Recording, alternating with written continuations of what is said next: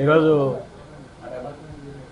ఆమె సునీత గారు మాట్లాడింది చూస్తే, అందులో ఆమె ఎవరెవరు కృతజ్ఞతలు చెప్పినారో చూస్తే, చంద్రబాబు నాయుడుకు, ఆంధ్రజ్యోతి రాధాకృష్ణకు, లోకేష్కు, రఘురామరాజుకు, ఏ పేర్లు అయితే ఆమె చెప్తూ వచ్చిందో ఇవన్నీ వాళ్ళందరికీ ఆమె కృతజ్ఞతలు చెప్పడం ద్వారా ఇన్నాళ్ళు ఒక ముసుగు అయితే ఏదైతే వేసుకొని నడుస్తుందో అది తీసేసి, మేము ముందు నుంచి ఏం చెప్తున్నామో, ఎవరు నడుపుతున్నారో ఇదంతా, ఆమె ఎవరి చేతిలో పావుగా ఉన్నారో, ఏ చంద్రబాబు నాయుడు గారి చేతిలో పావుగా ఉండి ఎట్లా ఆడుతున్నారో అదంతా నిజమని చెప్పి ఆమె ఈరోజు వాళ్ళకి థ్యాంక్స్ చెప్పడం ద్వారా, అలాగే జగన్మోహన్ రెడ్డి గారి మీద విషం కక్కడం ద్వారా, అవినాష్ గారి మీద జగన్మోహన్ రెడ్డి గారి మీద విషం కక్కడం ద్వారా తను ఎవరికి ప్రాతినిధ్యం వహిస్తున్నారో, ఎవరు ప్రతినిధిగా మాట్లాడుతున్నారో, ఎవరు ప్రతినిధిగా ఇన్నాళ్ళు తప్పుడు ఇవి చేసుకుంటూ కేసు బిల్డ్ చేస్తూ ప్రయత్నం చేస్తూ అదంతా కూడా ఈరోజు బయటపడి, ఇంకా అంతకంటే వేరే ఆధారం ఏం కావాలి?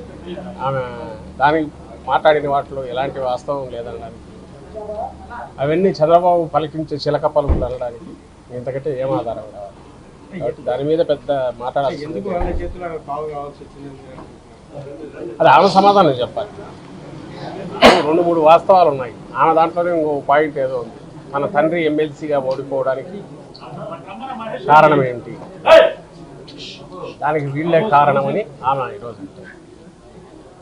ఆ రోజు 2017లో ఎమ్మెల్సీ ఎలక్షన్ జరిగినప్పుడు దాదాపు 160 పైగా ఓట్లు ఎక్కువ వైఎస్ఆర్సీపీకి ఉన్నాయి. అంటే సాలిడ్గా కడప జిల్లా స్థానిక సంస్థల కోటా కింద వైఎస్ వివేకానందరెడ్డి గారు కంపింగ్ మెజారిటీతో గెలవడానికి కావాల్సినంత మెజారిటీ ఓట్లు పార్టీకి ఉన్నాయి. అందుకోసమే జగన్మోహన్ రెడ్డి గారు తన చిన్నాన్నను దానికి పోటీ దించారు. ఓడిపోయే సీటు చంద్రబాబు నాయుడు లాగా పెట్టలే. మా సీటు ఏదైందో దానికి తన చిన్నాన్న గారిని పెట్టారు. ఏ చిన్నాన్న గారిని? ఎవరైతే జగన్మోహన్ రెడ్డి గారి తండ్రి చనిపోయిన తర్వాత రాజశేఖర రెడ్డి గారు చనిపోగానే అటువైపు వెళ్ళి జగన్మోహన్ రెడ్డి గారిని రాజకీయంగా అంతు చూడాలని పోటీకి దిగారు వివేకానంద రెడ్డి గారు జగన్మోహన్ రెడ్డి గారి తల్లి గారి మీద, విజయమ్మ గారి మీద. ఆయనను దగ్గరికి తీసుకొని ఆయన అలాగే వచ్చి కలిసిపోయారు పార్టీలో. అన్నీ అంతకుముందు ఏమేం చేశారో అవన్నీ పొరపాటు అని గ్రహించారు, ఓపెన్గా చెప్పారు, వచ్చేశారు. అంతే ఇదిగా దగ్గరగా ఈయన తీసుకున్నారు. ఆయన అడగకుండానే ఆయన ఎమ్మెల్సీగా పోటీ పెట్టారు. ఆయన గెలిచి ఉండాలి సునాయాసంగా 160 ఓట్ల మెజారిటీతో, 5 ఓట్ల మెజారిటీ. అలాంటి వ్యక్తి మీద పోటీ చేసింది టీడీపీ నుంచి ఎవరు? ఈరోజు ఎవరైతే వీళ్ళు థ్యాంక్స్ చెప్తున్నారో ఆ ముఠాకు చెందిన బీటెక్ రవి. అతను గెలిచి తన తండ్రి ఓడిపోయినందుకు కుట్ర అంటూ పన్నితే ఎవరు పన్నిండాలి? బీటెక్ రవి కానీ, లేకుంటే అప్పుడు మా దగ్గర నుంచి ఫిరాయించి అవతల ఉండి మంత్రిగా ఉన్న ఆదినారాయణ రెడ్డి కానీ చేశాడు. వాళ్ళను సహజంగానే వాళ్ళకు అవకాశం ఎక్కువ ఉంది వివేకానంద రెడ్డి మీద ఏదన్నా ఇది ఉండడానికి. వివేకానంద రెడ్డి గారి కోపం ఉంటే వాళ్ళ మీద ఉంది. అందుకోసమే ఆయన ఎన్నికల్లో 2019 ఎన్నికల్లో అవినాష్ రెడ్డి గారి తరఫున అవిశ్రాంతంగా ప్రచారం చేస్తున్నారు. ఓ పార్టీ సీనియర్ నాయకుడు ఎట్టున్నారో అది చేస్తున్నారు. అలాంటి వ్యక్తి మీద ఎవరైతే హత్య కారణమై ఉండడానికి అవకాశం ఉందో బీటెక్ రవి కానీ, ఆ పార్టీకి చెందిన ఎవరైతే ఓడించిన చంద్రబాబు కానీ వాళ్ళకు అవకాశం ఉందో, వాళ్ళు కాదు ఇంట్లో వాళ్ళే అని ఈమె సంవత్సరం తర్వాతలో ఎప్పుడో ప్లేట్ ఫిరాయించి వాళ్లతోనే జట్టు కట్టి ఇన్నాళ్ళుగా యుద్ధం చేస్తూ ఈరోజు వాళ్ళకు థ్యాంక్స్ చెప్తూ ఓటు వేయద్దని ఒక పొలిటికల్ నినాదం కూడా తీసుకోవడంలోనే ముందు నుంచి ఎలాగ కుట్రపూరితంగా జరుగుతూ వచ్చిందో అక్కడే అర్థమవుతుంది. రెండవది, కేసు ఆ రోజు మర్డర్ జరిగింది మార్చి 15 అనుకుంటా, నాకు గుర్తుంది. తర్వాత మే 30 వరకు కూడా ఆ ప్రభుత్వమే ఉంది. ఆమె మాటల్లోనే ఉంది హత్య కేసు జనరల్గా వారం రోజుల్లో తేలిపోతుంది. మరి ఎందుకు తేల్చాలి చంద్రబాబు నాయుడు? ఈమె మిత్రుడే కదా, ఎవరికైతే థ్యాంక్స్ చెప్తుందో ఆయనే కదా ఆ రోజు అధికారంలో ఉన్నది. ఆ రోజు అధికారంలో ఉన్న చంద్రబాబు నాయుడు ప్రభుత్వం తర్వాత ఏప్రిల్ మే అంటే దాదాపు 2-2.5 నెలలు ఆ ప్రభుత్వమే ఉన్నప్పుడు ఆలోగా ఇన్వెస్టిగేషన్ పూర్తి చేసి ఎందుకు కేసును ఒక లాజికల్ ఎందుకు పుష్ చేయలేదు, కన్క్లూడ్ చేయలేకపోయింది? దానికి ఆన్సర్ ఇవ్వాల్సిన చంద్రబాబు నాయుడు, అడగాల్సింది ఆమె.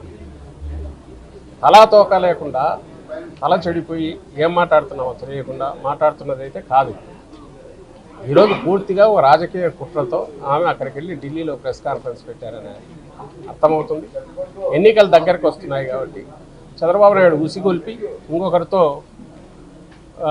ఇలాంటివి మాట్లాడించడం, ఆయన ఆస్త్రాలన్నీ ఓటౌట్ తీసుకొని ఏ రకంగా ఇది చేస్తున్నారు, ఇది ఒక ఉదాహరణ మాత్రమే అవుతుంది. ఎన్నికల్లో పోటీ కూడా చేస్తున్నారు సార్. వైసీపీ అభ్యర్థులంతా స్మగ్లర్లు, గోండాలు ఉన్నారని చెప్పేసి చంద్రబాబు నాయుడు ఆరోపిస్తున్నారు. వైసీపీ అభ్యర్థులంతా కూడా స్మగ్లర్లు, గోండాలు అని ఆయన జగన్మోహన్ రెడ్డి గారిని అంటున్నారు. ఆ తర్వాత వైఎస్ఆర్సీపీ మరి వాళ్ళల్లోనే బయటకు పోయిన వాళ్ళని తీసుకుంటున్నారు. మరి వాళ్ళంతా గుండాలు వాళ్ళు అయితే వాళ్ళు పోగానే బయటకు పోగానే స్వచ్ఛమైన వాళ్ళు అయినారేమో ఆయనే చెప్పాలి, లేదా జనసేనలో తీసుకుంటున్న వాళ్ళు వాళ్ళు చెప్పాలి.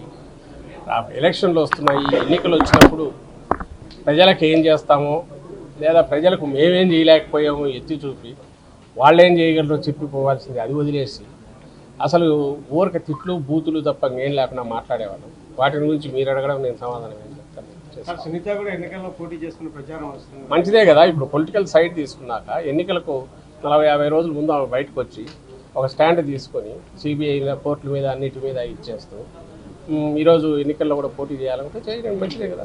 జనం డిసైడ్ చేస్తారు. ఆయన కూడా ప్రజా కోర్టులో ఉంది, కరెక్ట్, మంచిదే. కానీ నాకు తెలిసి ఎవరు ఓ హత్య గురించో జగన్మోహన్ రెడ్డి గారు కూడా తన మీద పెట్టిన తప్పుడు కేసులే చూసి నాకు ఓటేయండి వాళ్ళు తప్పుడు కేసులు పెట్టారని పోలే, ప్రజల ఇష్యూస్ మీద పోయాడు. చంద్రబాబు నాయుడుకి అదే అప్లై అవుతుంది.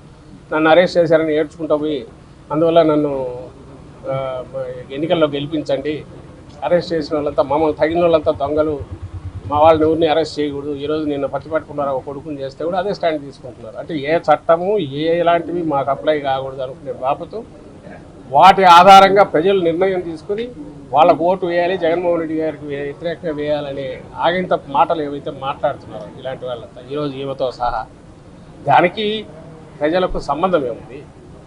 చట్టాలు ఉన్నాయి, కోర్టులు ఉన్నాయి, తెలుసుకోవాల్సింది. జగన్మోహన్ రెడ్డి గారు ఏ రోజు ఇట్లాంటి మాటలు మాట్లాడలేదు. ఆయన ప్రజలకు ఏం చేస్తారని చెప్పారు, దాని ప్రకారమే ప్రజల్లోకి వెళ్ళారు. చంద్రబాబు నాయుడు కూడా అలాగే వెళ్ళాలి, లేదా వివేకానంద రెడ్డి కుమార్తె సునీత గారు పోయినా అలాగే పోవాలి, ఇంకొకరు పోయినా అలాగే పోవాలి. ప్రజలు కోరుకునేది అది. కానీ నాకు అన్యాయం జరిగిందని తప్పుడు ఆరోపణ చేసి అందువల్ల మీరందరూ ఆయన శిక్షించండి, లేకపోతే మీరంతా కూడా ఇదని చెప్పి ప్రజలను నిందించడం, అసలు అది ఎంతటి అలుసు ఉందో వీళ్ళకి నాకు అర్థం కావట్లేదు. కానీ ప్రజలన్నా వాళ్ళ నిర్ణయం అన్నా కూడా, లేదా డెమోక్రసీ అనే ఎలక్షన్లు అన్నా వాళ్ళకు జరిగిన తప్పు ఏదైనా ఇది జరిగితే ఆ జరిగిన దాంట్లో కూడా అనుమానాలు ఉన్నాయి.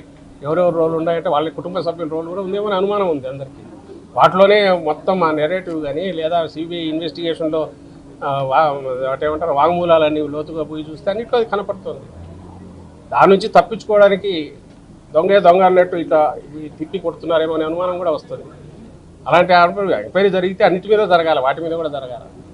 ఇంత జరగాల్సిన నేపథ్యంలో ఒక అప్రూవర్ని తప్పుడు ఎవడైతే క్రియేట్ చేసి హంతకుడినే అప్రూవర్ చేసుకొని ఎవడైతే తన తండ్రిని కిరాతకంగా ఎట్లా నరికానో కూడా చెప్పినోడు, ఇక గొడ్డలు అంటున్నారు, ఆ గొడ్డలతో ఎట్లా నరికాడో ఎట్లా చేశాడో అని చెప్పినాడు, వాడిని హక్కుని చేర్చుకొని వాడిని తమ్ముడు కిందనో అన్న కిందనో చూస్తా మాట్లాడే వీళ్ళని చూసి ఏమన్నా.